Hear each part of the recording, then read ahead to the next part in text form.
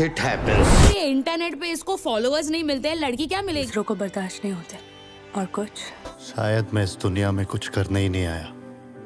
Halo sahabat, Assalamualaikum. Semoga sehat selalu dan senantiasa berbahagia. Terima kasih sudah subscribe dan menyimak video-video LK21 Revive. Semoga Tuhan Yang Maha Esa selalu memberikan rezeki yang berkah dan berlimpah ruah untuk sahabat semua. Nah, kita sapa dulu nih para penonton setia LK21 Revive. Terima kasih buat Gus Abe dari Sumatera Selatan, Barep Larang dari Kalimantan Barat, Sultan Fasya dari Tangerang, Suha Emi, Dadang Karmana dari Cicalengka, Bagas dari Brunei, Panji Maulana dari Tasik. Dan buat teman-teman semua yang belum mimin sapa, nanti di next video ya. Oke, kali ini LK21 Revive akan membawakan sebuah alur cerita film yang berjudul Setiap Rem Kikata. Bagaimana keseruan filmnya? Gak perlu banyak basa-basi, ini dia alur ceritanya.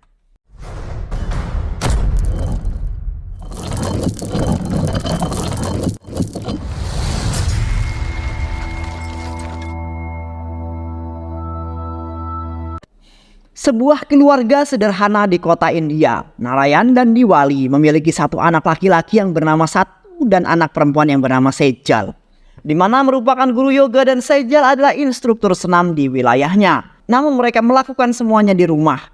Satu-satunya yang tidak bekerja di rumah itu adalah Satu. Sesuai kesepakatan yang tidak memiliki pekerjaan, dialah yang akan melakukan pekerjaan rumah kecuali memasak, tetap dilakukan oleh ibunya. Rutinitas yang sama sudah dilakukan selama bertahun-tahun oleh Satu, mulai dari mencuci piring setelah bangun tidur, menyapu halaman, mengambil susu dari pengantar susu yang selalu menyindirnya setiap pagi. Satu bertemu dengan ibunya yang mengomentari hasil kerja mencuci piring yang menurut ibunya kurang bersih. Satu mengatakan, jika ingin bersih, beli yang baru. Lalu ibunya meninggalkan Satu di dapur. Satu melakukan protes ketika ia mengetahui jika ibunya yang akan menikahkan Sejal lebih dahulu jika sudah ada yang melamarnya. Satu juga ingin menikah, tetapi ibunya mengatakan siapa yang mau menerima Satu jika kerjaannya hanya duduk di rumah. Laki-laki harus menafkahi istrinya. Ibunya mengaitkan tidak beresnya pekerjaan Satu dengan keinginan untuk menikah. Hal ini menjadi bahan tertawaan adiknya karena kakaknya itu tidak laku-laku. Jangankan pacar, akun medsosnya pun tidak ada yang mengikutinya. Diwali yang pusing dengan kedua anaknya segera melerai mereka, lalu meminta Satu melanjutkan mencuci piringnya. Satu dan ayahnya pergi untuk membeli beberapa makanan ringan. Saat menunggu pesanan yang diantarkan, Narayan bertanya kepada pemiliknya. Pelayan Haris Ken mengatakan jika bosnya sedang sakit karena ia memiliki seorang anak gadis yang berusia 20 tahun namun belum menikah juga. Akhirnya mereka bergosip. Hingga pesanan datang, Narayan menemui Satu di tempat penjual vinil dan mereka pulang ke rumah. Saat di tengah jalan, Narayan mengatakan jika ia memiliki kabar bagus untuk Satu namun kasihan pada pemilik toko kue langganannya. Memiliki anak yang cantik namun belum menikah juga hingga saat ini. Kata putus dengan pengemudi BMW itu, Kata tidak jadi menikah dengan Tapan. Dia masih melajang sampai sekarang. Kamu masih memiliki kesempatan, dekati dia. Kabarnya Kata sakit. Jenguklah dia di rumahnya. Narayan memberi saran. Narayan terkenal sebagai raja gosip di Pralanagar. Malam harinya, Narayan dan Satu datang ke tempat pertunjukan. Satu masuk lebih dahulu namun tidak menemukan Kata. Sedangkan Narayan bertemu dengan keluarganya Kata yang sedang berdiri dekat pintu masuk. Satu kembali keluar dan langsung diperkenalkan pada keluarga Kata. Ayah Kata bernama Haris Ken, Lasna nama ibunya, dan adik bungsunya bernama Kajol. Narayan menyuruh Satu untuk menemui Kata yang sedang tidak sehat sebagai langkah awal pendekatan dan melihat bagaimana keadaannya. Saat tiba di depan gerbang rumah Kata yang megah bak istana, seorang satpam membuka pintu dan Satu memberitahukan jika dia ingin bertemu Kata dan Satu mengaku sebagai temannya. Namun tetap tidak diizinkan masuk karena satpam tersebut tidak pernah melihat Satu datang untuk bertemu Kata.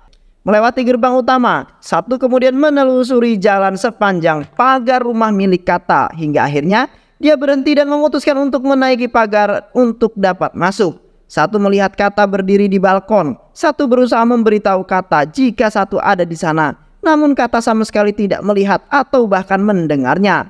Yang Satu lihat tatapan mata Kata yang kosong. Satu memikirkan bagaimana cara untuk naik ke balkon dan bertemu dengan Kata. Melihat sekelilingnya, akhirnya Satu menemukan tangga. berhasil naik dan beberapa kali memanggil nama Kata, namun tetap saja Kata tidak merespon. Hanya diam dengan tatapan kosong. Semakin khawatir ketika Satu melihat wajah Kata yang memucat dan hampir saja akan jatuh jika tidak ditahan.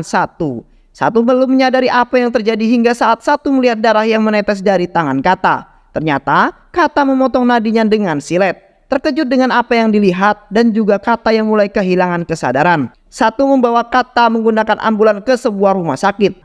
Untuk menghilangkan rasa khawatirnya, Satu mondar-mandir menunggu di depan pintu UGD saat perawat keluar dan mengatakan jika dokter yang menangani pasien ingin berbicara. Dokter mengatakan jika pasien sudah tidak apa-apa, hanya butuh istirahat dengan baik untuk pemulihan. Satu yang lega mendengar jika Kata sudah tidak apa-apa, berterima kasih kepada dokter dan kelepasan mencium ubun-ubun sang dokter yang ternyata rasanya asin. Satu masuk menemui Kata, namun yang dilakukan Kata adalah memarahi Satu dengan mengatakan, "Kenapa kamu menyelamatkan saya? Jangan suka ikut campur urusan orang lain. Kita tidak saling kenal." Satu mendengar itu mencoba mengingatkan kembali jika mereka pernah bertemu di sebuah pertunjukan di Garba. Lagi-lagi Kata berbicara dengan suara keras kenapa harus menyelamatkannya. Dia memang berniat bunuh diri. Kata tidak melanjutkan lagi kata-katanya. Ibu dan adik Kata datang, mereka begitu khawatir ketika mendengar berita jika Kata mencoba bunuh diri dan sekarang sudah berada di rumah sakit. Saat keluarga Kata datang, Satu akan pergi meninggalkan rumah sakit ketika ditahan oleh ayahnya Kata yang ingin mengucapkan terima kasih. Ternyata di saat yang bersamaan dokter yang merawat Kata datang dan mengatakan jika ini adalah kasus bunuh diri dan kami akan melaporkannya pada polisi. Mendengar yang dikatakan dokter tersebut, Satu mengatakan jika dokter tidak bisa melaporkan kejadian ini kepada polisi karena ini adalah kasus bunuh diri murni. Ini bisa dilaporkan jika ternyata terbukti terindikasi ada unsur paksaan dalam peristiwa bunuh diri ini. Bahkan Satu dengan mudah menyebutkan mengenai pasal yang akan dikenakan dalam kasus ini. Ayah Kata yang takjub dengan jawaban Satu bertanya apakah dia seorang pengacara. Tertawa. Satu menjawab jika dia dalam tahap belajar namun selalu gagal dalam ujian akhir. Mencoba ketiga kalinya namun tetap saja gagal. Satu yang penasaran akhirnya bertanya pada ayah Kata mengenai alasan Kata bunuh diri. Karena putus cinta. Karir bernyanyi pun kandas. Adiknya akan segera menikah. Semuanya sudah dipersiapkan, hanya tinggal menunggu hari saja. Kecewa dengan apa yang dilakukan Kata, ayah Kata mengatakan seandainya Kata bisa menyayat nadinya dengan benar, ayahnya akan lebih senang menanggung sedih beberapa minggu daripada menanggung sedih sepanjang hidupnya. Kata-kata ayahnya itu sebenarnya adalah sebuah motivasi agar Kata bisa bangkit dari keterpurukannya. Namun Kata dan ibunya menangkap dengan maksud lain. Berada di luar kamar inap Kata, ayah dan ibunya bertengkar dan ibunya mengatakan kenapa tidak mencarikan laki-laki yang mau menikahi Kata. Sudah dilakukan, ayah Kata sudah mendatangi 6 keluarga namun hingga kini masih belum mendapatkan jawaban. Mereka semua tahu mengenai putusnya Kata dengan Tapan dan juga masalah perselingkuhan Tapan. Kata meminta tolong kepada adiknya untuk mencarikan nomor telepon satu orang yang sudah menyelamatkan hidupnya. Kata akan mengucapkan terima kasih karena sudah menyelamatkan hidupnya dan membuat Kata selamat dari rasa bersalah seumur hidupnya. Karena akan membuat ayahnya berduka sepanjang sisa hidupnya. Satu yang sedang minum dengan ayahnya dan sedikit melakukan sesi curhat mengenai masalah cintanya dan mendapatkan pesan dari Kata. Kata akhirnya mengirimkan pesan pada Satu dan mengucapkan terima kasih. Bertanya pada ayahnya apa yang harus ditulis untuk membalas pesan yang Kata kirimkan. Narayan membantu Satu untuk membalas pesan itu. Beberapa kali berbalas pesan, akhirnya Narayan meminta Satu untuk tidur. Satu tidur dengan rasa bahagia. Esok paginya Satu mendatangi rumah Kata. Satu bermaksud menjenguk dan memberikan semangat pada Kata mengenai keputusannya. Menurut Satu, jika Kata sudah mengatakan terima kasih maka Kata sudah memutuskan untuk hidup. Jika ingin mengakhiri hidupnya maka habisilah hidup orang yang sudah membuatmu menjadi seperti ini. Dan jika itu terjadi maka Satu dengan senang hati siap membantu. Apa yang dikatakan Satu semua terdengar oleh ayah Kata. Ayahnya Kata tersentuh dengan perkataan Satu. Pagi hari di rumah Satu, hanya Satu yang belum beranjak dari peraduannya. Ada yang mengetuk pintu rumah Satu. Saat Narayan membuka pintu, dia dikejutkan dengan tamu yang datang sepagi ini di rumahnya. Mereka melihat dalam rumah dan mendapati Satu masih tidur di jam yang seharusnya cukup sibuk untuk orang-orang yang bekerja. Narayan membangunkan Satu namun dia tidak mau bangun. Lalu Satu mengatakan jika dia bermimpi Kata datang lalu mereka pergi berlayar di tengah danau. Narayan kembali membangunkan Satu dengan menarik tangannya dan mendudukannya. Saat Satu membuka mata, dia mengatakan bahkan sekarang dia berhalusinasi melihat ayah dan ibunya Kata ada di sini. Itu kenyataan, bukan halusinasi. Mereka nyata, kata Narayan yang kesal pada anaknya yang sulit untuk dibangunkan dan membuatnya kembali malu dengan tingkah lakunya. Narayan meminta Diwali menghidangkan sarapan pagi. Ayah dan ibu Kata datang untuk mengucapkan terima kasih dan juga memiliki maksud lain. Haris Ken kemudian mengutarakan keinginan yaitu melamar Satu untuk putrinya Kata. Seluruh keluarga Satu terkejut dan tidak percaya dengan apa yang mereka dengar. Satu merasa bahagia mendengarnya, namun Satu meminta waktu untuk berbicara dengan orang tua Kata. Mereka pun naik ke lantai 21 kemudian mulai pembicaraan. Jika mereka menikah, mereka akan tinggal di sini di lantai 2. Satu bertanya kepada orang tua Kata apa yang membuat mereka mau menikahkan Kata dengannya. Dia seorang pengangguran, namun hal itu bukan masalah buat orang tua Kata karena Satu adalah penyelamat nyawa putrinya. Dan juga nanti Satu dapat bekerja di toko roti yang akan dijadikan mahar oleh orang tua Kata. Di rumah Kata, ia menentang perjodohan ini karena ia tidak ingin mengecewakan orang lain nantinya. Namun ia juga tidak ingin melihat ayahnya kecewa kembali. Beberapa hari kemudian, keluarga Satu datang ke rumah keluarga Kata. Acara segera dilakukan, beberapa ritual adat dan juga semat cincin pun sudah terlaksana. Saat ini ibu dan adik Satu baru saja datang. Beberapa ritual sebelum pernikahan pun mereka berdua laksanakan di tempat yang berbeda. Keadaan yang berbanding terbalik jika Satu dengan perasaan bahagianya sedang Kata dengan perasaan tertekan. Tertekan, tak ada senyum sama sekali di wajahnya. Hari yang dinanti pun tiba. Akhirnya mereka menikah dengan meriah dan lagi-lagi ritual pernikahan, dan setelah pernikahan mereka lakukan, kini Kata dibawa pulang ke rumah Satu. Di sana pun mereka sudah disambut dengan meriah. Ibu Satu merasa sangat bahagia dan terharu anaknya akhirnya menikah. Satu membawa Kata naik ke lantai 2 tempat mereka akan tinggal. Satu begitu bahagia, namun dia merasa jika Kata tidak tertarik dengan pernikahan ini. Saat mereka sama-sama berbaring di kasur, Satu mengatakan jika dia tidak pernah pacaran karena dia tidak punya keberanian untuk mendekati gadis lain karena keadaannya yang tidak punya pekerjaan yang hanya hidup sederhana. Namun Kata hanya diam saja, tidak merespon. Hingga malam hari Kata tidak bisa tidur karena suara Satu mendengkur. Akhirnya Satu tidur di luar. Pagi pertama Kata di rumah Satu, ibu Satu terkejut karena membuka pintu, ternyata dia menemukan Satu tidur di depan pintu. Ibunya mengira Satu belum bisa menghilangkan kebiasaannya. Untuk mengatasi masalah gangguan tidurnya, Satu pergi ke alternatif. Mengikuti resep yang diberikan sang dokter alternatif juga tidak ada hasilnya. Berkali-kali Satu selalu tidur di luar. Hal ini membuat Satu berpikir jika sebenarnya Kata tidak menginginkan dia. Hingga suatu malam mereka kembali bertengkar dan Kata mengatakan jika dia adalah aseksual atau penyuka sesama jenis. Itulah alasan Tapan meninggalkannya. इसलिए उसने मुझे छोड़ दिया। Kenangan Satu dan Kata kembali ke 1 tahun yang lalu. Satu melihat Kata yang menjadi penyanyi di sebuah festival, jatuh cinta pada pandangan pertama. Mungkin inilah yang terjadi pada Satu. Satu rela menunggu Kata selesai pertunjukan. Dia berusaha mengenal dan menjadi lebih dekat dengan Kata dan mengatakan jika dia menyukai Kata. Namun sayang, ternyata Kata sudah memiliki kekasih. Kekasihnya bernama Tapan. Kata teringat kejadian kelam 1 tahun yang lalu. Saat dia pergi dengan Tapan setelah pertunjukan festival, ternyata itu adalah awal kehancurannya. Pagi harinya, Satu kembali bekerja di toko roti milik mertuanya. Doi membuat masalah saat ada pelanggan yang datang dan membeli cookies di tokonya. Sengaja dia melakukan itu sebagai langkah awal agar mertuanya tidak menyukainya dan akhirnya akan meminta Satu untuk menceraikan istrinya.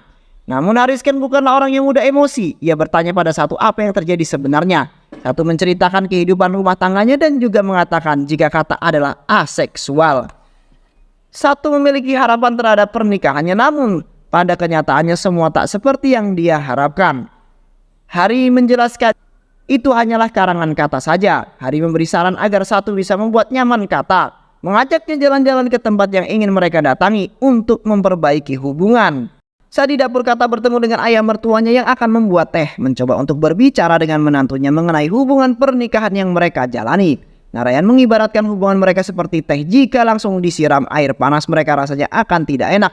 Teh dan air harus direbus di atas api secara bersama-sama. Kata jadilah teh itu dan Satu yang akan menjadi apinya. Kalian harus bisa saling memahami dan saling mendukung. Melihat keluarga yang hangat dan saling mendukung, Kata mencoba untuk berdamai sesuai dengan apa yang dikatakan ayah mertuanya. Begitu juga dengan Satu. Belum saatnya pulang, namun Satu sudah pulang dan melihat ayahnya sedang berbicara dengan Kata di dapur. Dia meminta ayahnya untuk pergi karena ada sesuatu yang ingin dia berikan pada Kata. Satu berbalik menyebabkan Kata dapat melihat apa yang dibawanya di belakang tubuhnya. Tersenyum untuk pertama kalinya dengan apa yang dilakukan Satu. Ternyata hari ini adalah tepat 1 bulan pernikahan mereka. Sama-sama saling mengucapkan selamat dan Kata mengatakan jika pasangan pasti akan memberikan mawar merah, dan Satu membalas perkataan Kata jika yang memberikan mawar merah adalah pasangan suami istri. Namun buat kita langkah awal sebelum menjadi pasangan suami istri lebih dahulu menjadi teman. Satu meminta agar mereka berdua saling membuka diri dan memperbaiki hubungan. Satu dan Kata pergi menghadiri pesta ulang tahun Derajat tunangan Kajol. Ternyata Derajat adalah teman sekolah Tapan. Mereka baru mengetahui jika akhirnya Satu memutuskan untuk membawa pergi Kata dari sana dan mereka pergi untuk makan malam di luar. Semakin hari hubungan mereka semakin membaik. Pekerjaan Satu juga berjalan dengan baik. Hal ini juga membuat ayah mertuanya merasa bahagia. Saat ini mereka kembali jalan-jalan di malam hari. Saat melewati kampusnya, Satu melemparkan batu ke gerbang dan itu mendapatkan teguran dari Kata. Bukan kampusnya yang salah, melainkan Satu yang kurang berusaha. Daftarkanlah lagi dirimu untuk ujian kata-kata. Satu mengatakan jika sekarang dia mengelola toko roti dan Satu melakukan itu untuk membuat bangga Kata. Namun Kata berpikiran lain. Ia ingin Satu berusaha sendiri. Kata mengatakan jika dia tidak masalah pergi dengan menggunakan skuter. Hal ini semakin membuat Satu menyukai Kata kesederhanaannya. Setelah mereka tiba di rumah, Kata mengatakan kenapa Satu tidak mencoba untuk tidur di lantai atas. Kini mereka sedang melakukan pillow talk hingga akhirnya Kata jujur jika dia bukanlah aseksual. Tentu saja ini merupakan angin segar untuk Satu. Saat mereka mencoba hal yang lebih jauh, ternyata trauma yang pernah dialami kembali muncul. Kata berteriak berulang-ulang hingga Satu dapat menyadarkan Kata dari ketakutannya.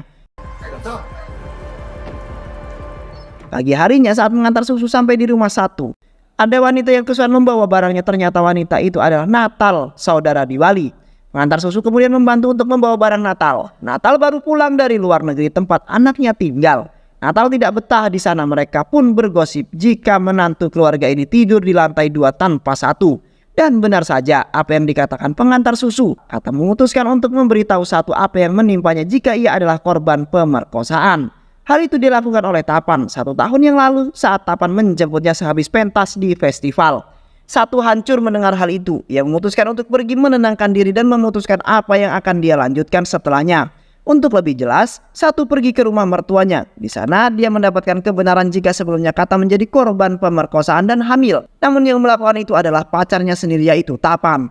Polisi tidak akan memproses kasus ini karena pasti mereka akan mengatakan jika itu dilakukan atas dasar suka sama suka. Sedangkan lantai di bawah, Kata mendatangi keluarga Satu dan memutuskan mereka semua harus mengetahui apa yang terjadi. Dia menceritakan pemerkosaan yang terjadi padanya hingga dia hamil dan menggugurkan kandungannya.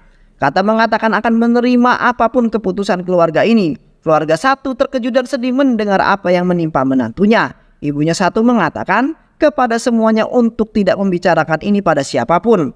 Sejal hendak pergi namun ditahan oleh ibunya. Sejal mengatakan jika dia akan memberitahu temannya jika calon suami sepupunya itu tidaklah baik. Begitu juga dengan Narayan yang akan pergi ke rumah Kata untuk menanyakan perihal ini, namun juga ditahan oleh Diwali. Diwali mengatakan tidak akan ada keluarga yang akan menceritakan aibnya sendiri. Jika itu terjadi pada kita, apakah kalian akan mengatakan pada calon laki-lakinya? Mengenai keadaan yang sebenarnya tidak ada orang tua yang sanggup menceritakan apa yang terjadi pada anaknya. Satu mendatangi kantor milik Tapan dan memukulnya habis-habisan. Amarah yang ia rasakan menyebabkan dirinya tidak dapat dihentikan, berkali-kali memukul dan menendang Tapan hingga butuh beberapa orang untuk melerainya. Tiba di rumah Satu, masuk ke kamar dan mencuci tangannya yang ada darahnya. Kata terkejut saat Satu mengatakan jika itu adalah darah Tapan. Satu mengatakan jika ayah mertua tidak mengetahui kejadian yang menimpa Kata, mana mungkin ayah mertua menikahkan Satu dengan Kata. Satu akan menjadi pahlawan buat Kata. Satu meminta Kata memberitahu ibunya, namun Kata mengatakan jika dia sudah memberitahu seluruh keluarganya dan hatinya merasa tenang. Satu dan Kata dapat tersenyum kembali. Mereka sama-sama merasa tenang setelah berbicara. Satu selalu dapat membuat Kata tersenyum. Seluruh keluarga Satu menerima Kata dengan tangan terbuka. Satu dan Kata melakukan perjalanan seperti yang ada di mimpi Satu, yaitu di sebuah danau. Mereka mendatangi tempat-tempat yang indah untuk kembali memperbaiki hubungan mereka. Saat pagi hari, Satu melihat Kata berdiri di pinggir danau dan Kata memutuskan dia tidak akan kembali ke rumah Satu. Dia akan pulang ke rumah orang tuanya karena dia merasa tidak akan bisa menjadi istri sepenuhnya. Trauma itu masih ada dan Satu berhak untuk hidup bebas, mendapatkan yang lebih baik darinya. Akan tetapi Satu tidak akan membiarkan itu terjadi. Satu akan sabar menunggu, selalu ada kemungkinan suatu saat nanti. Saat malam Satu berbicara dengan ibunya. Ibunya memberikan motivasi untuk anaknya. Trauma yang dialami Kata sangat dalam dan kamu harus bisa menjadi pendamping yang kuat untuknya. Tetapi jadi dirimu sendiri. Kamu adalah sebuah contoh untuk orang-orang di luar sana. Satu memutuskan untuk melakukan sesuatu. Di rumah Kata akan diadakan ritual selanjutnya dari pernikahan mereka. Satu duduk di samping Kata dan mengatakan jika Satu akan mengajukan masalah pemerkosaan yang menimpa Kata. Hal ini banyak mendapatkan tantangan bahkan dari keluarganya sendiri. मैंने भी वही किया ना जो मुझे करना था। आप जो बोल रहे हो ना बहुत गलत है पापा। Satu tetap bersikeras untuk membawa masalah ini ke pengadilan untuk merubah cara pikir masyarakat kita. Mengenai hal seperti ini, mereka harus melihat sebuah permasalahan dari berbagai sudut. Satu pergi menemui Kata yang berada di dalam rumah dan dia meminta maaf pada Kata karena telah memaksakan kehendaknya dalam memutuskan sesuatu yang besar dalam hidup Kata. Namun hal tak terduga Kata lakukan. Dia menandatangani berkas yang dibawa oleh Satu karena pemikiran terbuka dengan apa yang dilakukan dan dikatakan oleh Satu. Di sini Kata hidup menderita dan ada seseorang yang seharusnya menderita tetapi hidup bahagia di luar sana. Hal itu disaksikan oleh seluruh keluarga. Kata mengambil keputusan yang tepat dalam hidupnya. Acara ritual kembali dilakukan. Mereka memohon berkah dan juga kemudahan dalam segala hal. Berkas dimasukkan ke kantor polisi oleh pengacara yang ditunjuk keluarganya. Tapan segera diproses dan ditahan di kantor polisi. Pengadilan terus berjalan dan Tapan mendapatkan hukuman yang setimpal. Film ini bercerita tentang perjuangan seseorang untuk mendapatkan cinta sejatinya. Juga perjuangan seseorang yang mengalami pelecehan seksual dalam mengatasi traumanya. Dan juga dalam memperoleh keadilan untuknya. Satu dan Kata bersama-sama saling belajar untuk menerima kekurangan dan kelebihannya masing-masing. Dan cerita pun selesai. Terima kasih sahabat sudah menyimak alur cerita film ini sampai akhir. Mudah-mudahan sahabat semua diberikan kesehatan, kelimpahan rezeki, dan juga semakin tambah apapun saja. Banyak pelajaran hidup yang kita bisa dapatkan dari film ini ya sahabat. Semoga teman-teman semua terhibur setelah menyimak alur cerita film ini. Terima kasih sudah menyimak video-video LK21 Revive. Semoga sahabat semua terhibur. Dan sampai bertemu lagi di video-video berikutnya. Sehat selalu. Wassalamualaikum warahmatullahi wabarakatuh.